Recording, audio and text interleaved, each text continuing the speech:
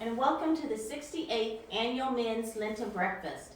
I am Annette Cleansing, the Executive Director of the Broadview Mansion, home of Immanuel Bible Foundation.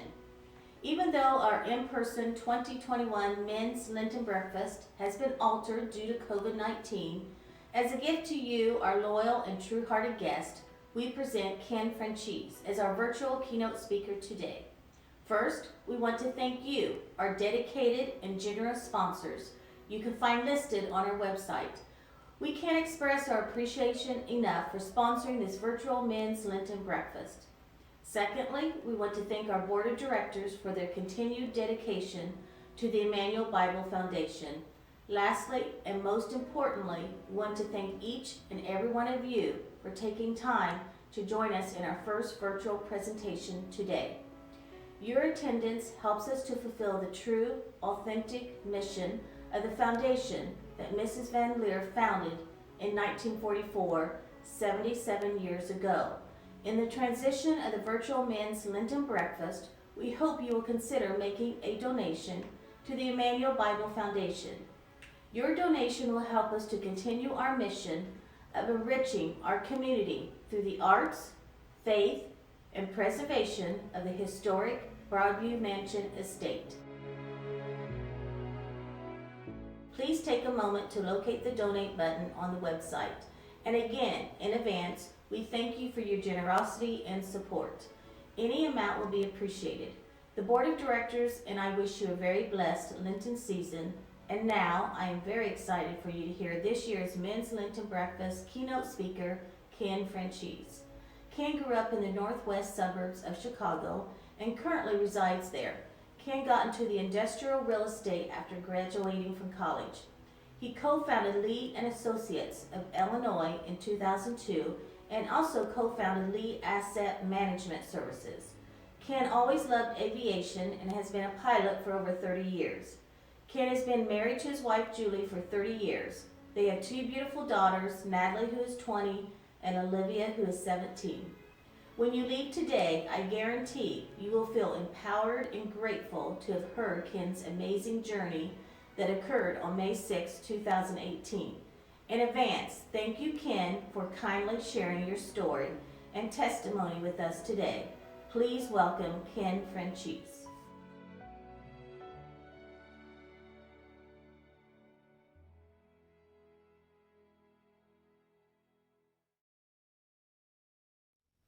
Good morning, you guys. Well, this is awesome. I am super excited to be sharing my first virtual testimony with you guys together.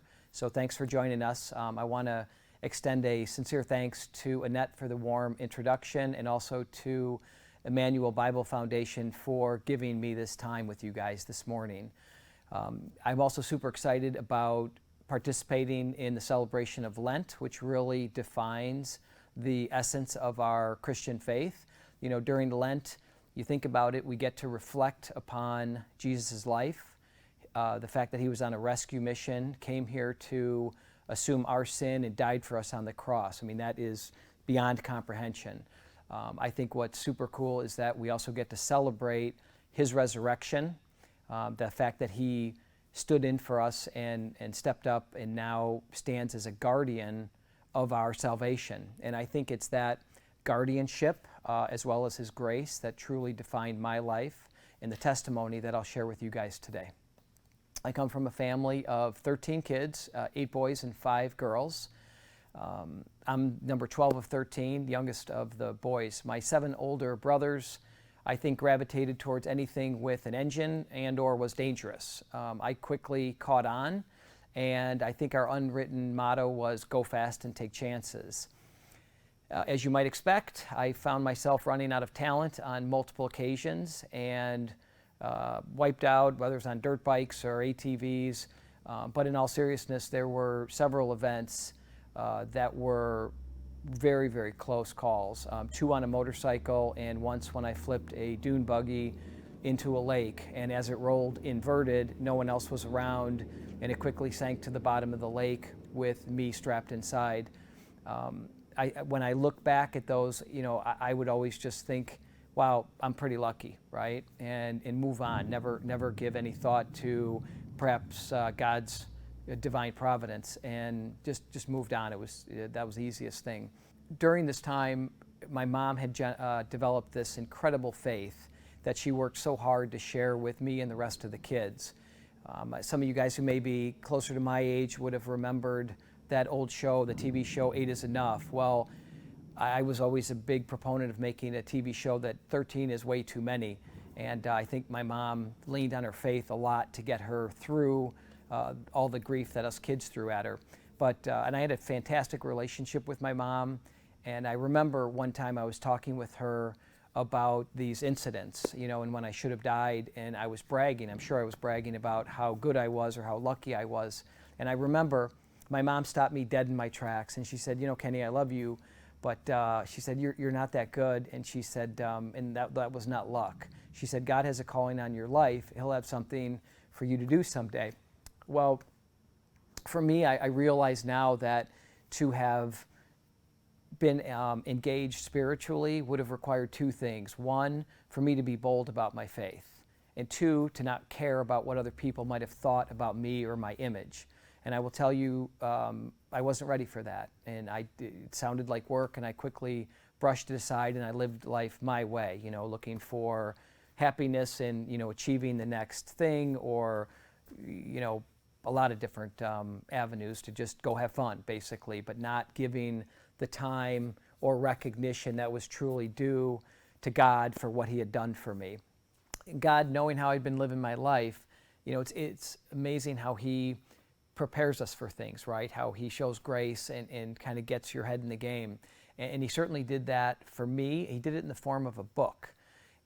So what happened, the guy actually who I was in the crash with, Ron's wife Ruth and my wife Julie are really good friends. Well, Ruth has a phenomenal faith, and she gave this book called The Impossible by Joyce Smith to Julie to read.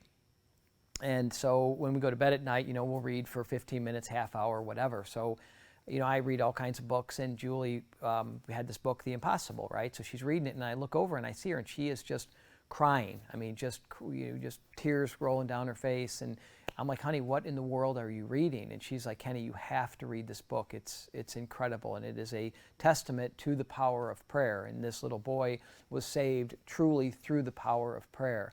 And find the book, get the book. If you can't, find me, and I'll get you a copy of the book. But it is such a great read because it shows the power of our Lord.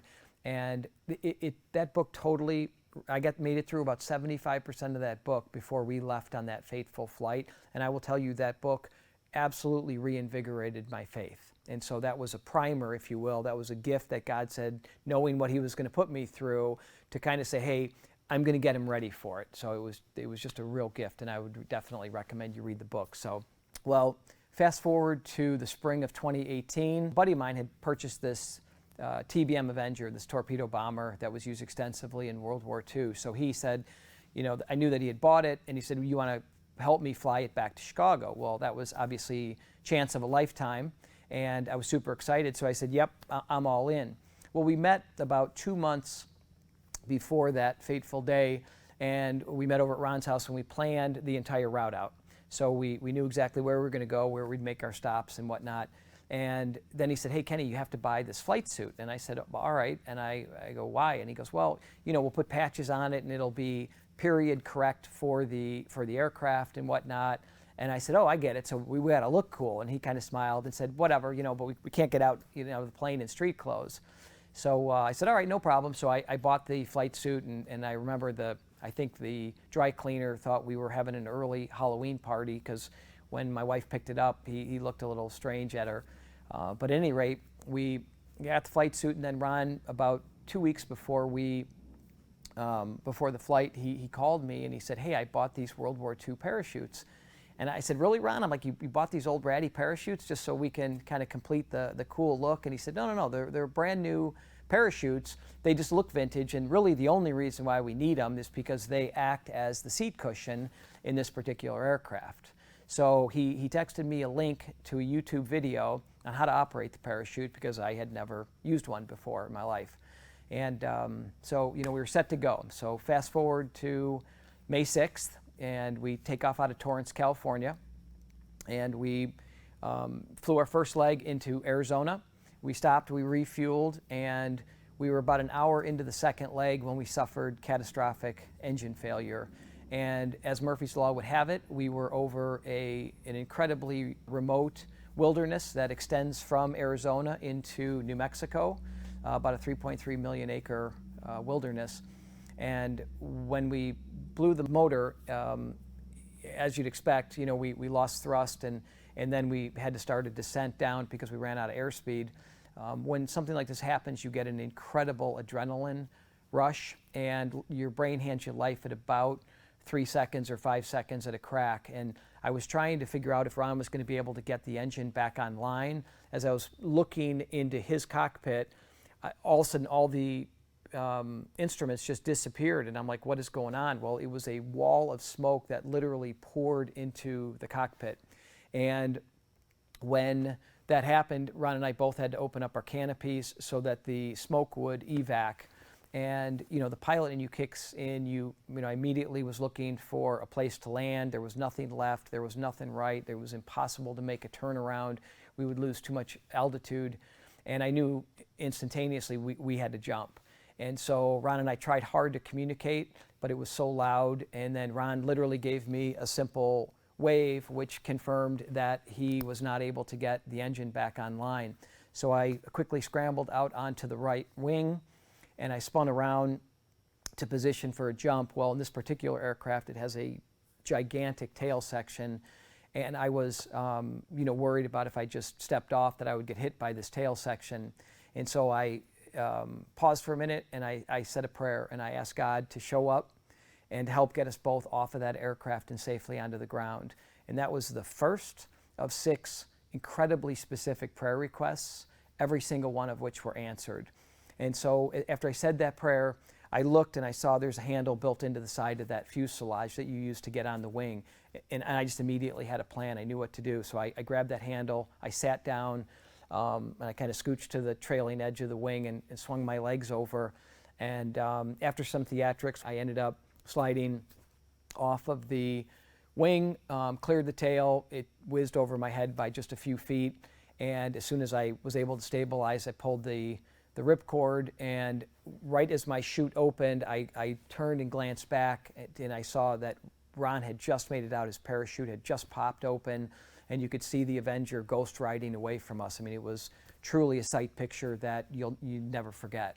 As soon as I turned my attention back to the woods, it was like, holy cow, holy cow, holy cow, because this is not like a woods that you see in the typical Midwest. These are 150-foot tall ponderosa pines and just huge trees. Well, about 20 seconds later, I went crashing into those trees, and as the parachute tore through them, it snagged on an aspen tree and jerked me to a stop about 30 to 35 feet above the ground. Well, we had to bail out. So I'm sitting here in a tree about 15 feet off the ground, and I gotta get down. So I'll let you know when I'm on the ground. So as I'm hanging there, the aspen tree's here, and there's a pine tree leaning against it, and then I'm sitting, hanging here. So I only had one choice, and that was to basically pull myself onto the pine tree. I climbed up a few branches. Yes, I did shake it. It seemed pretty stable, and I unclipped my parachute harness. And as I started to climb down just a branch or two, I had to shift my weight, and then it started to lean and lean. And I'm like, oh no, and then I heard a huge crack, and I just remember thinking, wow, after all of this, now I got to fall 30 feet. And I did. I blacked out when I hit the forest floor, and I came to, a little while later, and I was laying on my back, and I'm like, why am I laying here, on the forest floor? And then I heard something in the wind, and when I looked up, that's what I saw, was that parachute hanging in the tree. And then it slowly, as my mind did a reboot, slowly started to recall what had happened.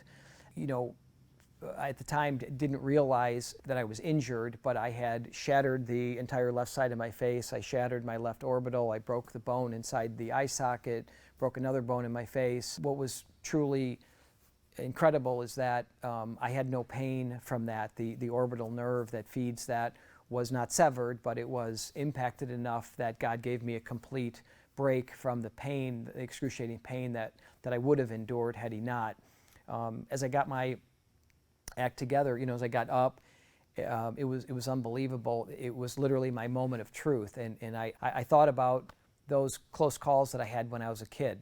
I thought about that long conversation with my mom, what she said, and suddenly everything crystallized, all the dots connected, and I realized God has been trying my entire life to get my attention, and I wasn't listening. I was running in the other direction just as fast as I could. Well, he got my attention. So after I got my act together, I realized that it was too late in the day to start a walk out of the wilderness, to try and find a road or something. And it was also too late and too dangerous to walk to Ron. So I had hoped that Ron had gotten the sat phone off of the plane and called a rescue in.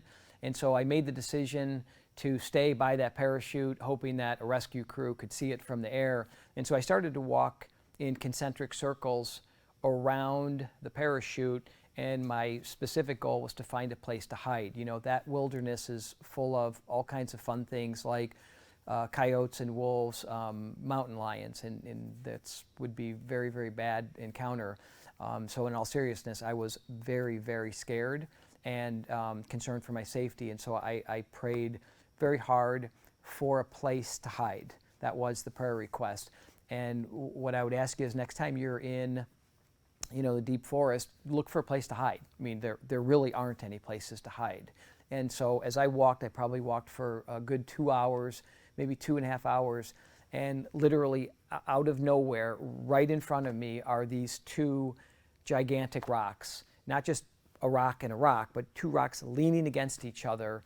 And I look down, and it's right in front of me. It's not to my right or to my left. It's right in front of me. There's this little carved out nook underneath it. And so I got down on my back and I pushed in with my legs, and I could barely fit in there. It was just enough room for me. And I knew immediately he was saying that's your hiding place. It was unbelievable. And so I spent the next couple of hours turning it into what I called the cabin, which looks like that. And as I got into it, I felt very comfortable that it would provide a place of shelter for the night. And so I spent the night there. I mean, you never slept because you hear every little twig snap and every breeze that goes through. I definitely heard a lot of things, but my next prayer overnight was to get a quiet night, that there would basically be no animals that caught my scent and came to my hiding place. And what was amazing is I felt terrible because I knew no scripture. All I would say that I could think of was, I walked through the valley of the shadow of darkness, and I will not fear death. And I knew I was completely goofing it up, okay? Completely butchering Psalm 23, but that's all I could think of. And I said it over and over, asking for a quiet night. Got light at about 4:30 in the morning, and so I broke out of the hiding place and I started walking. And that wilderness, that forest, it just, when you look around, it all looks identical. And we all hear the stories of the poor guy or gal got lost 2 miles from his house and didn't make it out of the woods. And so I knew that I had to walk west to get back down the mountain. So I put the sun at my back and I started walking. The problem is the mountain doesn't just go down. The mountain goes down, then it goes back up, then it goes left, then it goes right. And so I started praying for a path, right? That I needed, a road out. I needed direction out. And so I just was making that prayer. And after a couple hours of walking, I walked into an opening, and seemed odd that there was this opening in the middle of the forest. Well, when I looked at it, it was actually a fire stop. It was a very clear path, very clear. And so I knew which direction I needed to take it, and I followed that fire path out. And that fire path led to a huge gravel road that you can see. And I knew that gravel road went to a town. I didn't know which town, but I knew it went to a town, so I was feeling really, really good. And that gravel road was down about a 40-yard embankment. And so I went bombing down the embankment. I came out on the road, and I look right, and there's nothing. And I look left, and about 100 yards up the road, laying on the side of the road, is Ron. It was unbelievable. And so, I went up to him. He was injured pretty badly. He had blown out both of his knees, and he'd sprained his back and his neck in the jump. But it was just so great to be reunited. And so he said he really couldn't walk. I said, I don't care, you're going to walk. And so he tried to get up, and we tried to kind of hobble out. And he said, I'm slowing you down. I said, yep, you are. And he said, I'll stay. I'll walk when I can. And I said, I'll walk out. I said, don't leave this road. You don't leave this road. And I won't leave this road, and I'll walk. And if I don't find anybody coming up the mountain by 2 o'clock, I'll come back and I'll get you. And if, you just stay here. So that's what the plan was. And so I started walking out ahead of him. And, now I'm alone again. You'd think that I'd be feeling really good, right? Because if you're keeping score, God got me down off that wing. He gave me a hiding place. He gave me a quiet night. He gave me a path out. Finding Ron was a total bonus. But you'd think I'd be feeling really good. Not me. I'm a doubting Thomas. So I started praying, and I said, look, I know you're here. I know you took care of me overnight. I really appreciate it, but it's that proverbial, you're not out of the woods yet. And so I said, I need a sign. I need a sign that you show me that you're still here walking beside me. And I said, I just need to see something man-made. Just give me something man-made. I don't care if it's a cabin. I don't care if it's a car, a pickup truck, a dirt bike. Don't care. Just something man-made.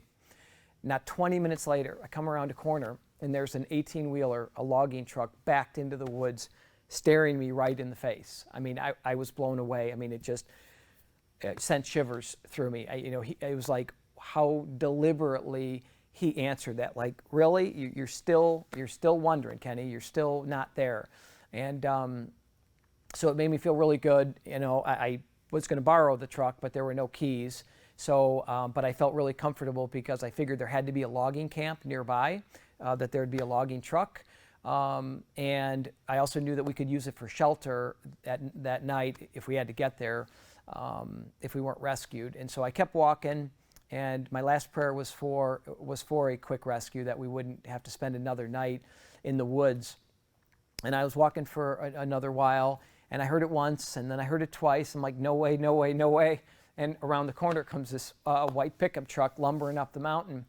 And the pickup truck pulls up, and I lost it. You get this absolutely unbelievable adrenaline release, and I mean, I just started crying. And so, imagine my bloody face now with tears.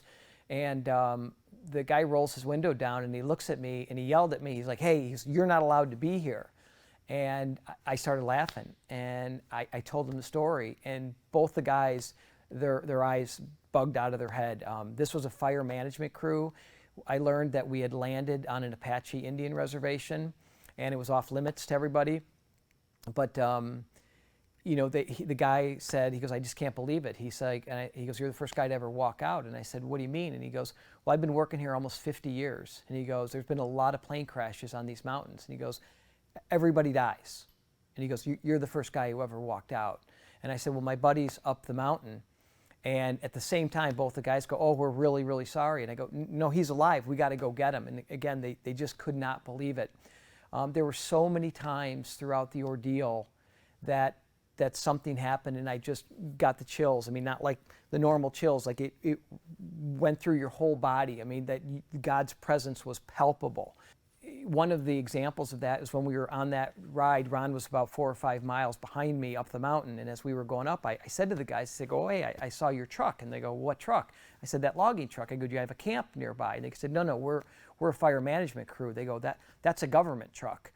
And I'm like, okay. And I said, well, then what are you doing here? And he goes, actually, we're down 4 crew members, 2 trucks. So we came to work Loafer's Bench. That's the part of the mountain range that we went down on. And he said, we're not supposed to be here for a month and a half.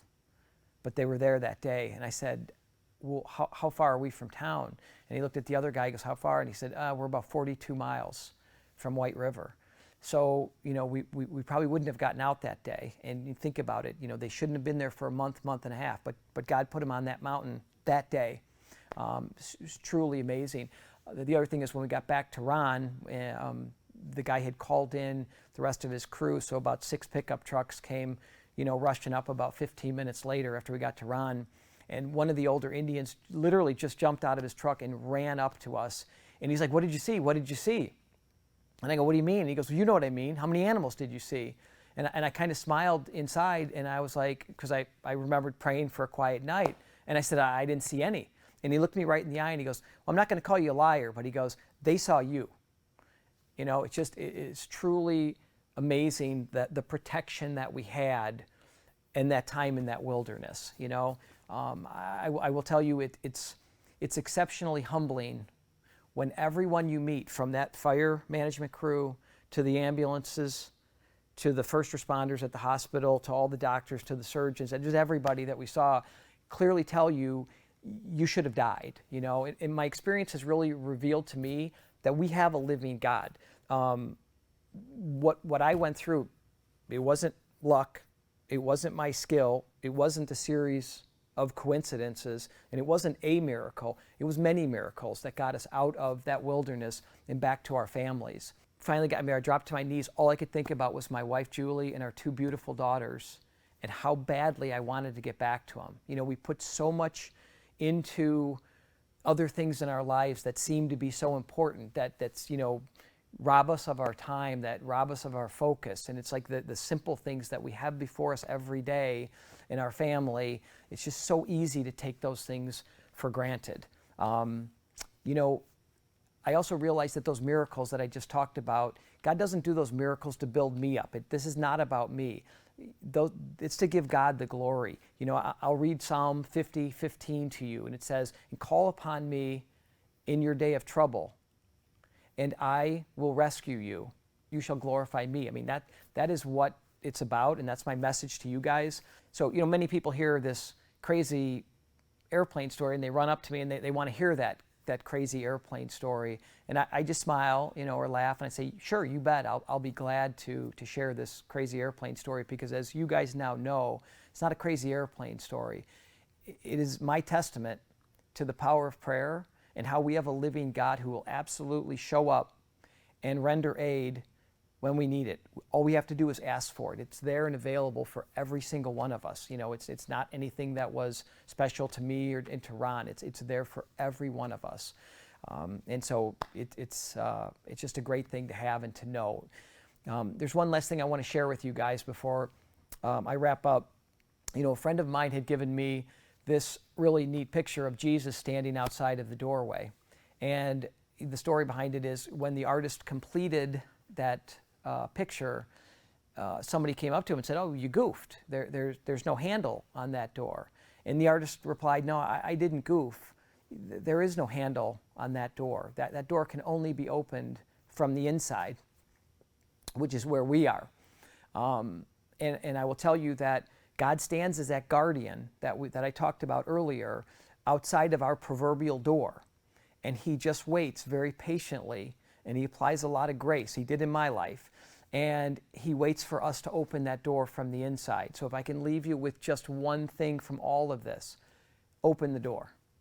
Just open the door. I really am so glad that you guys have spent this time with me today. Thank you, and I wish you guys a very blessed Lent. Thank you to Kim Franzese for sharing his inspirational testimony today. Please consider making a donation to the Immanuel Bible Foundation. We wish all of you a very blessed Lenten season.